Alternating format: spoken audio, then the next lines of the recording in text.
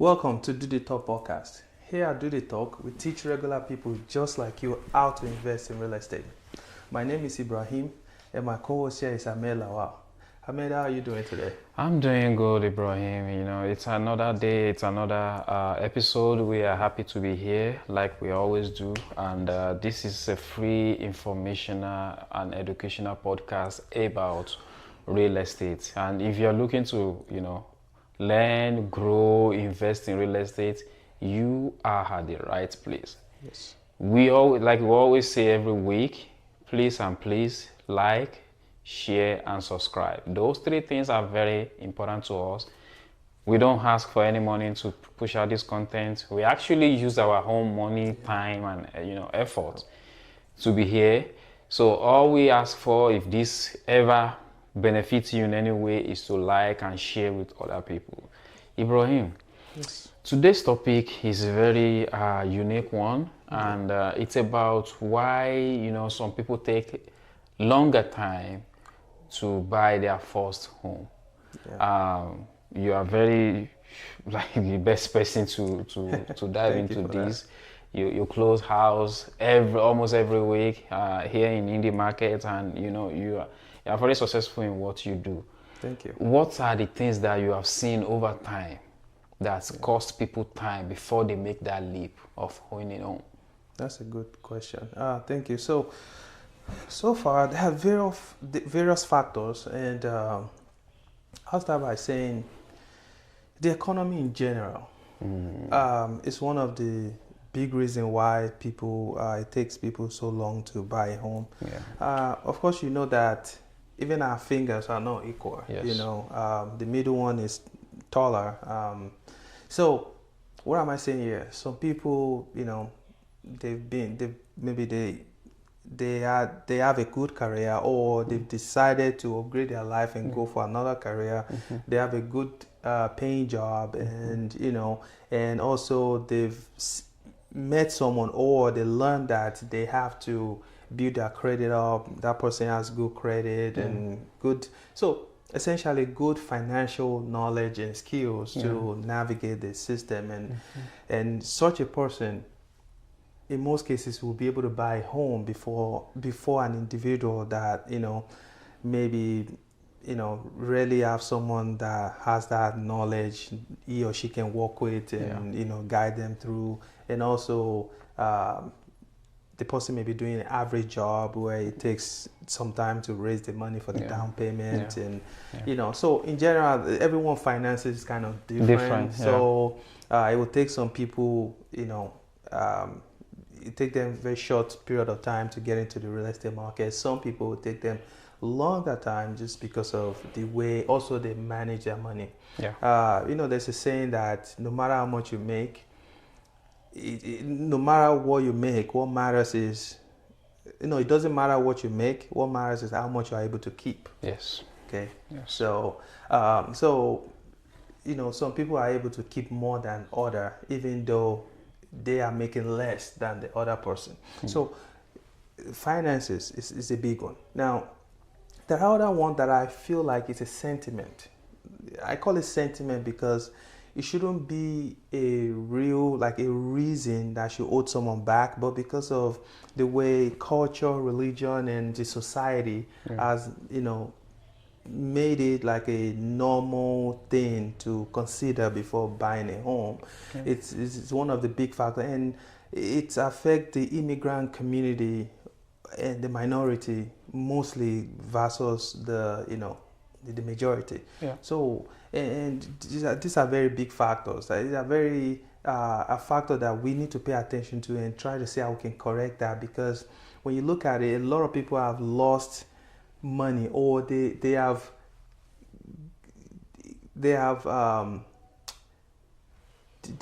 declined to take the advantage, or to acquire assets that they should have been in that position, that they have the position to acquire, but they give it away just because they did not pursue it.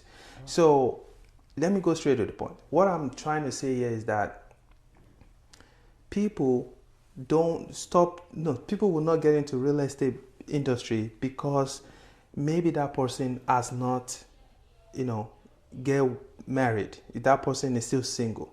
Yeah. Maybe that person is still young Yeah. because They think they are young. yeah, because society they kind of make it look like is you have to be like 30 years old, 28 years old, 45, 39 to Yeah. buy a home. Yeah.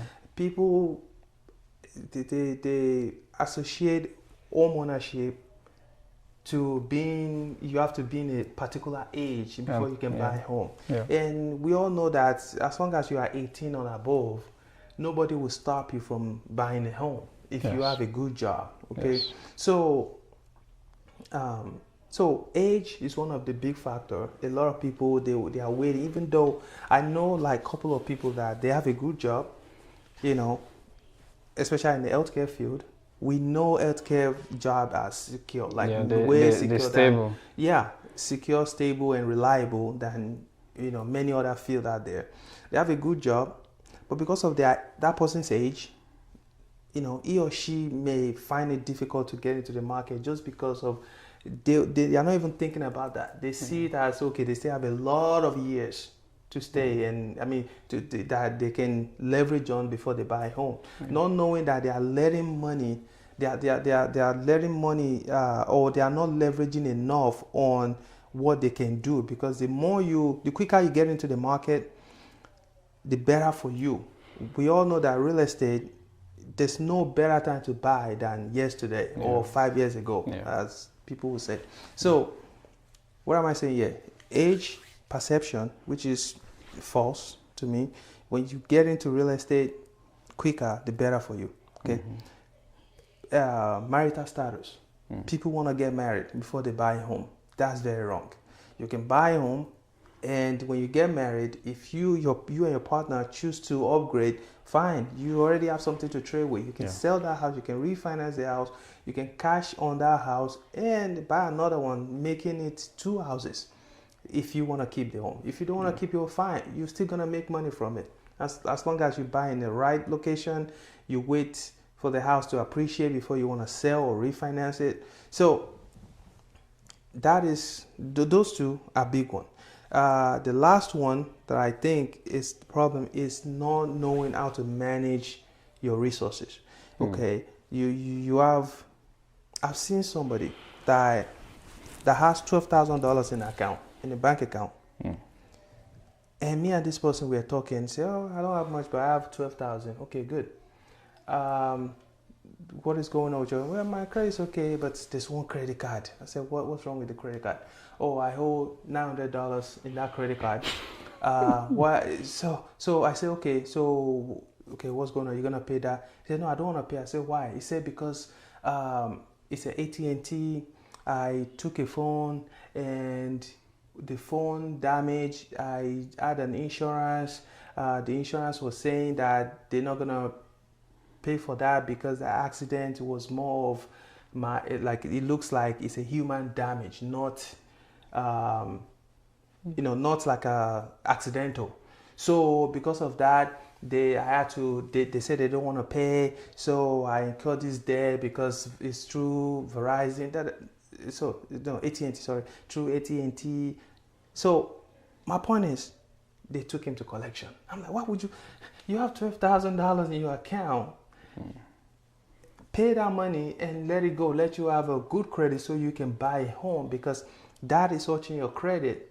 But this person grandstanding and thinking that, okay, if I just don't pay that because they are at fault, or whoever is at fault, you have the money to pay it off so you can buy a home. But this person is saying, oh, they told me that this happened like 4 years ago, and they told me that after 5 or 6 years it will go away.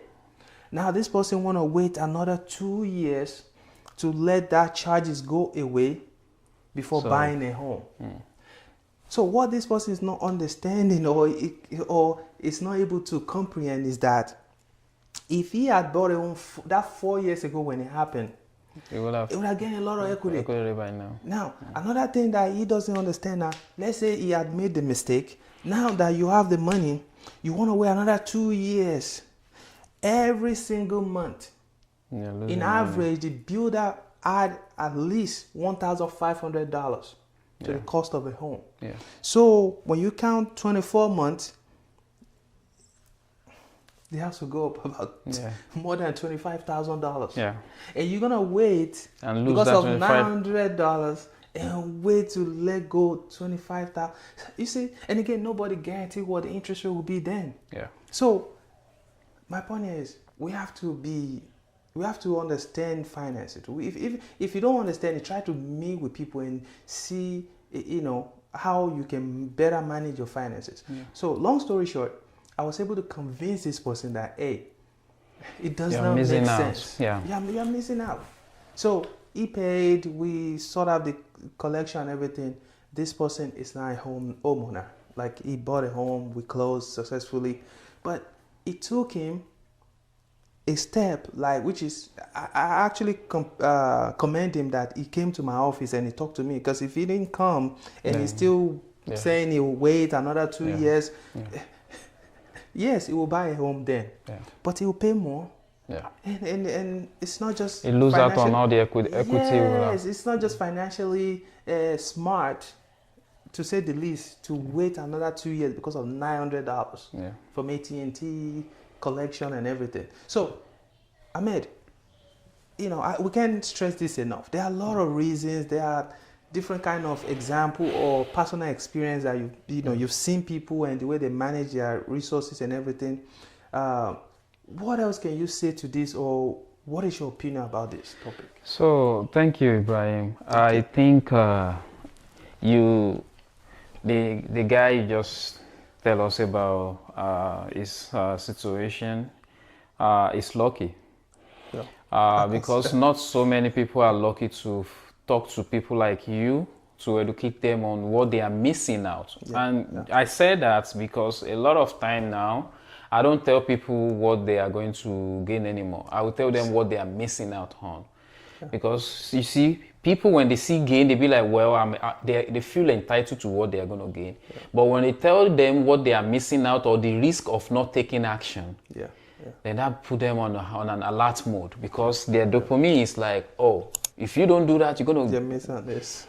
So they want to take action. So he's very lucky. And that will bring me to my first point, which is a lot of people listen to their family members, their friend, that doesn't have what they're looking to achieve. Oh, that's a big one. So you want to buy a house, you are talking to your friend that him or her sister already told him or her, like, oh, if you buy a house, you're just going to get stuck, just because the finances of that sister is not in order. Now you are talking to that friend, and that friend is now telling you what her sister told him or her. And that friend doesn't have a home too. They don't even have anything. So, now you are taking their word for it because you guys are friends. Correct. So that is a very big thing among people nowadays. And it's very sad that we go to doctors when we are sick. Yeah. If our car breaks down, we find a mechanic to help us fix it. Yeah, sure. If we have any problem with our teeth, we go to the dentist to help us take care of it. Yeah. But when it comes to finance, when it comes to investment, when it comes to real estate, we see all those experts as fortune, someone out there to take our money. So I still don't get it, because we go to work for money. Yeah. Now, to protect it, we are being cheap about it. In fact, I will use skeptical, not cheap, because talking to real estate, this guy just talks to you doesn't mean you're going to help him buy the house, but you are able to enlighten him, and in return, you are able to help him buy the house, right? We're able to close on the home. So you see how that works. Yeah. So my thing is, talk to experts. Forget your sister have 2-3 houses. If they are not real estate professional, you can take 1 or 2 of their words that is good, encouraging, but the one that is pessimistic, dismissive, don't just listen to them. Ask another person to see if that thing is actually real, and how can you mitigate it.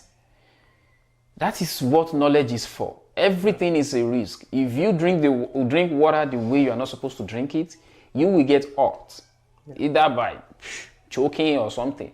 But you will get hurt. So everything is education. That is why little kids, when you give them food, they choke on the food because they haven't mastered how to do it. Even the adults, when you drink certain way or you breathe at the same time you are drinking, you get choked. Because you are not supposed to do those things concurrently. So that is my point. Make sure you talk to experts and leave your friend that is not a real estate out of the deal. If you want a tax advice, go to tax experts. So my thing is, we're talking about real estate here. So if you need any real estate advice, make sure you go to real estate experts. You don't know how to manage, you want to rent your house out, talk to property manager. You don't know what your house worth, talk to real estate agent to give you CMA, give you appraiser. So that is one. Another one is, a lot of people are of the opinion that you need huge amount of money if you want to buy real estate. That is why they don't even make a move, because their work, they hardly pay their bills. So they don't even have any savings. Unfortunately. What you don't know is, which is still go back to the first point. What you don't know is there are a lot of relief program out there if you're a first-time home buyer that you can take advantage of. But if you don't talk to Ibrahim, who does this every day, you don't know. Right? So it is very, very important. If something is not clear and you desire it, you want it, ask questions. That's all you have to do. That is where clarity will come from. So a lot of people don't know there are programs that take 3%, they take 5%. You know, a lot of programs that you're even 3%, government might even help out of it. You don't know. But if you ask, that is how you know. So it is very, very important to go out and ask people. And when you talk about, just because Ibrahim have a very big house, is doing fine, his business is growing, I want a big house. People trying to copy other people. Or just because Ibrahim is living in an apartment, is doing great, he doesn't have a problem, I'm scared of getting my own house because I don't know if I get the house, I'm going to run into financial issue. Why are you trying to be a copycat? You know, like I said, ask people, ask experts, ask those that have more knowledge than you. One thing that the wealthy have done and that they have mastered is they put experts to work. They let them be their guide, because they can shorten your learning curve. They can mitigate all the risk for you. So everything you might be thinking in your head right now that is limiting you from purchasing that your first home, ask expert. Even if it is a religious belief, ask a religious leader that is open-minded. Don't go to the clergy that has, have their own reservation on everything. Ask a religious leader that know what they are talking about. If it is cultural, talk to someone that can open your mind, or that has done it, that maintain the same belief as you. What is their rationale? What is their thought process? See if there's something you are missing, basically. So, Ibrahim, that will be all I have. I think the biggest part is just people not making a move or talking to expert, or maybe they don't want to feel like, so you don't know this. They don't want people to know they don't know. They don't know. If you don't let people know you don't know, you're not going to know, and you keep, your ignorant status forever. So that doesn't help anymore. It doesn't help you. It doesn't help anyone. Quickly, I would like to expatiate on the reason why you don't have to wait before you don't have to get married before you buy a home. Yeah. Okay. And I would like to give my personal example. I bought my home 2016 before I got married. I got married 2017, but I bought my home 2016, early 2016. So though I met couple of people that told me, oh, is that the next thing? Why don't you get married first? And I was like, well, no, I will just buy it. I mean, when I get married, then I have somewhere to put my wife. Yeah, we have somewhere to stay. We don't have to go to an apartment. There's nothing wrong with an apartment, but when you can afford it, be you a male or female, it doesn't matter. Buy the home first.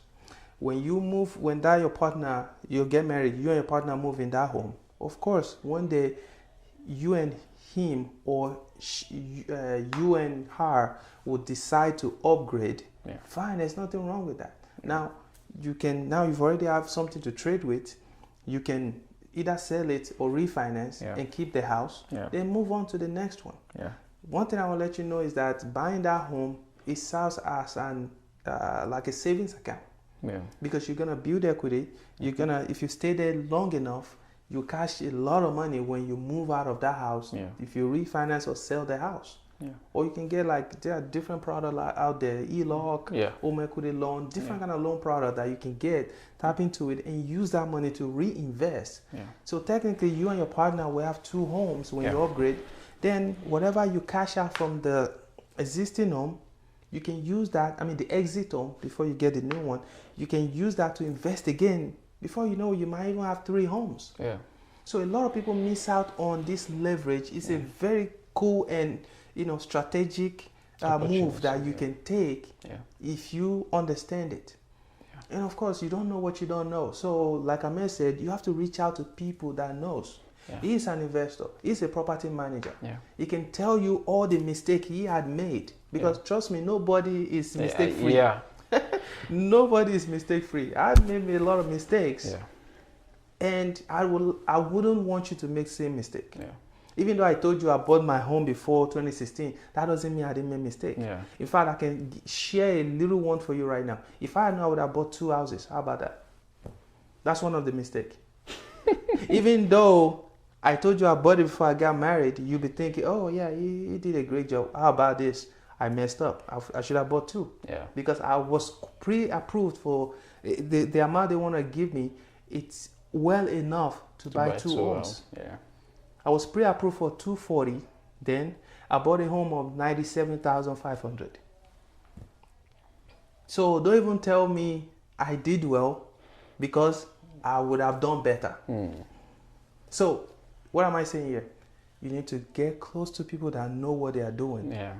Very important. So that they can educate you on what to do. Because you learn by tapping from people's knowledge and experiencing it yourself. Okay? So, of course, you buy a home one day, but why would you wait when you can buy 50,000 less or 40,000 less and you now wait? For what reason?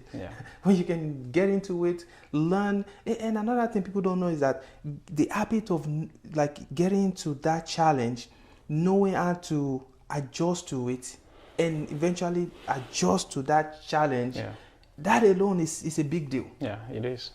You buy a home, okay, it's your first home, you buy it when you are not married, fine.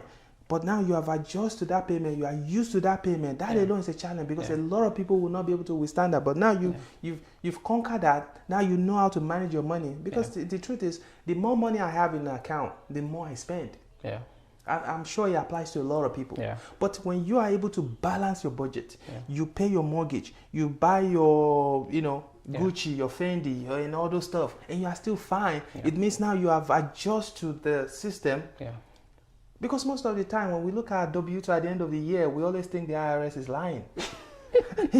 So what's the point? Why don't you just get something that feels like a saving? You put that money in the house, and you know that one day in the future that is there to help me, or that is there to leverage on in the future.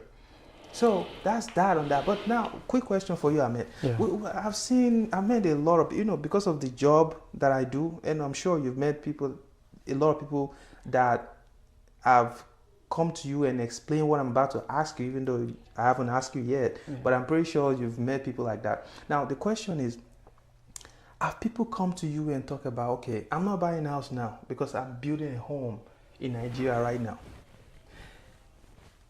And you see, really, the building a home back home is not the problem. Yeah.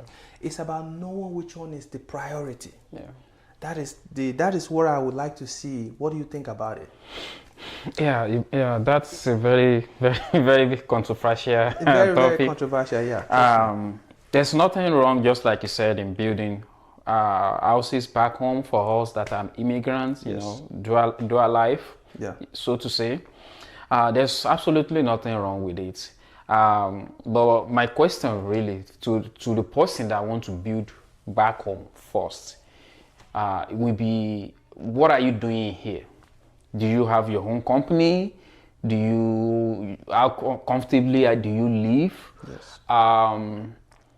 If you are still going to group home to work, if you are still going to warehouse, even if you are an IT guy or you are a nurse, that still have to work to survive, I still don't feel like you qualify. This is the reason. Here is the biggest economy in the entire world. That is arguably. That is nobody will disagree on that. Yes. So you are blessed to be in the biggest economy in the entire world, and you are making your money here, and you are taking it to where you hardly go. People spend, maybe if you go yearly, maybe you spend 2 weeks every year in that place, which is out of 52 weeks we have in a year. Now, the rest of your 50 weeks, you spend it here. And the economy here is more favorable. Why not invest here, build here? Your money will now be giving you more money, and that extra money that is coming in while you are still working, you can use it to build house back home. I don't have problem building back home, but invest here first. Ensure that you have something bringing you extra money that doesn't depend on you trading your time. That makes sense. Be stable here first. Yes. Okay. So not trading your time. In fact, you can even decide, okay, now I make this investment. This investment is good. Now I want to sell this house to buy this bigger property. The little proceed that I see there, maybe $50,000, $60,000. Let me take this home and buy a house, not build. Buy a house, a mansion. So that's even better, to buy, back not home. just be building. Okay. Because the stress, the process of building, what you face might be. And a lot of people are going to hit up your money. Wow. The risk of, do you know how many people send money back home and go home to meet nothing? And they've never acquired what they are actually, their projects. It's not there. People like that are washing toilets here. So it's a fake project that they thought they have a project going on, but all they've seen is just a sham. Yes. And, okay. Yes. So it's very controversial, but my angle of it is, we are lucky to be in the biggest economy in the world. Why not take advantage of that first, establish ourselves, then we can do anything we want after that. Afterwards. It's not don't go, but build yourself first before you try to extend. That makes sense. That is my take. And it's it's a very strong theory in any kind of industry. If you are trying to, if even in Yoruba adage, you cannot put like multiple woods in the fire at the same time. Yeah. You have to at least get stable in where you are. You are in the US, like you said, a very booming economy versus other countries. Yeah. No country is perfect, but they say the GDP is very high. Yeah. Nobody can argue about that. So get stable here, establish yourself. Then you have money, you are able to raise money easily to now go back there and buy cash. Do you know people get loan to go build house in Africa? That's not a good idea. That's a waste. I'm telling you. Because you are converting, you are getting a debt. You convert that debt to another currency that is weaker. That is weaker. This is, I think this is a whole topic on its own, Yeah. Ibrahim. Okay, we can talk about that another day. But This is a whole topic on its yeah, own. Like, essentially what we are saying is you have to be very smart with your finances. Yeah. You have to, and you don't have to know everything. Reach out to people that know. Yeah. Get advice from them so that you can leverage on the economy. This is a very big country with a good economy. Yeah. Leverage on it. Be financially independent. Make sure your finances, you are able to build that generational wealth so that you can retire as early as possible. Yeah. So that's what I have to say, Ahmed, because I think we will have to keep that. Yeah, that is a very huge topic. Yes, very huge topic. Yes. Well, thank you for bringing it up. I think it's going to help our audience. Yes, thank you. So thank you guys. If you want to reach out to Ahmed, if they want to reach out to you, how can they reach out to you? Yes, so Easy Property, what we do is we help you manage your property in such a way that you can make enough money out of it, as well as maintain the integrity of the house in a way that doesn't take your time away from you, from your family, from your kids, from what is important to you. So that is what we do. And if you want to reach out to us, you can reach out to us in all social media platforms. AzioPM is our handle, and you can go to our website haziopm.com. Anything you want is on there. If you want to rent a house as well, you can go on there. There's a list of inventory that we have available, and you will be able to see what suits you. Ibrahim, if people want to reach out to you, how can they do that? Thank you. So you guys can just go on your phone, type ibrealtors.us, go to our website. The WhatsApp, the Instagram, Facebook, TikTok, everything is there. Click on the link. You can DM us. Yeah. You can call the number 317-728-0213. Anything concerning real estate, that's what we do. We'll take care of that for you. If you want to build, buy, or sell your home, we do that all day. I'm going to use that main word. That's our bread and butter. So you get the point. So until then, we'll see you guys next week. Peace.